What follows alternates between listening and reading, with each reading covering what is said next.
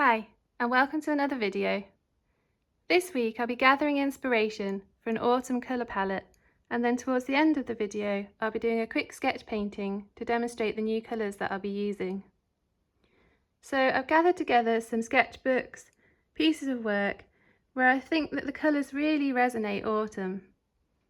And then I've got swatches and a book by Soraya French, which has some really good colour inspiration in it for the seasons. So I'll gather up some inspiration and then get cracking with a quick sketch painting. I hope you enjoy this video. So the first set of inspiration that I've picked out from my sketchbooks and paintings is this selection here, which combines really beautiful peachy tones with cool blues and burnt umbers, and then these very warm green colours. And I love these muted purple tones as well.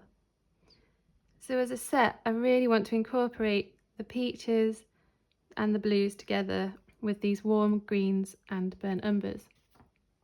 So I think for that I'm definitely going to be using burnt sienna mixed with white to create the lovely peach tones, and then to create this really nice warm blue tone in the sky I'll be mixing ultramarine blue, burnt sienna and white. So a tiny little bit of burnt sienna in there just adds that warmth, and then obviously the burnt umbers and these warm green colours. This is a mixture of black and cad yellow, which is a really great way to create a lovely earthy green colour that's a very natural green that you'll often see in the landscape. Whereas this one is also another way to do it, so that's ultramarine, cerulean blue and yellow ochre mixed together. So the yellow ochre really brings that warm touch to the green.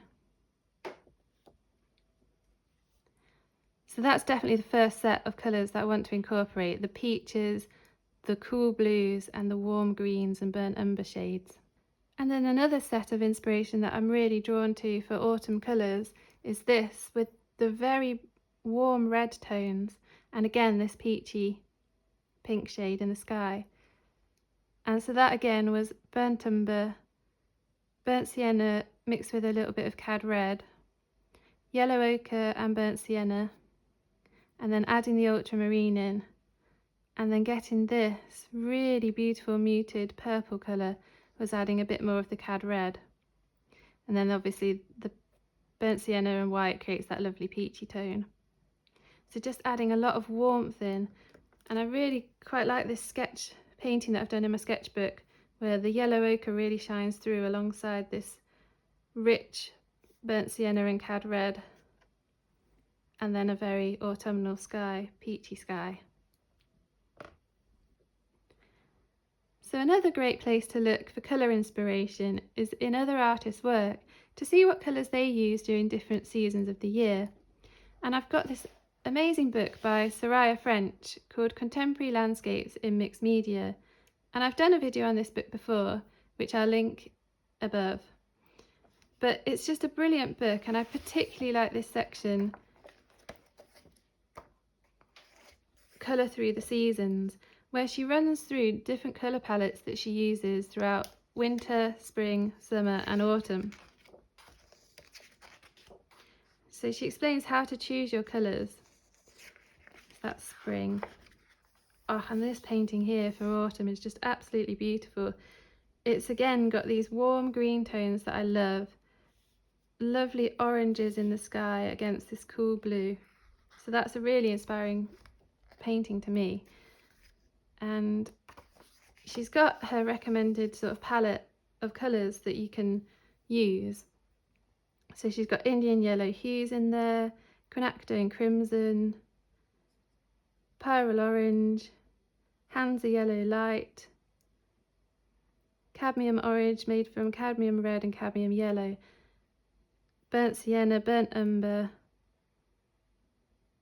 And some of these colours you may not have in your typical palette, but you can mix them and try and get shades very close to these by mixing other colours. And she recommends cobalt blue for a deep blue autumn sky. The olive green is mixed from ultramarine blue and cadmium yellow deep. So it's really interesting to see what colours other artists use to mix together. So I've got some really lovely colour inspiration there that I'm now going to use to create a quick sketch painting, but also something that I do typically when I've got quite a lot of paint left on my palette is to just put those colours down onto a page in my sketchbook and see how they work together. And this can then be the background for me to work on and add additional details over the top or add more colours in. But it's a great starting place for a sketch to create a background using just leftover colours on your palette. And this is a great way to find colour inspiration and see how colours work alongside one another. This particular background here was made from leftovers on my palette when I was creating this painting, which was from a previous video. So I'll get started with a sketch painting now, incorporating some of this colour inspiration.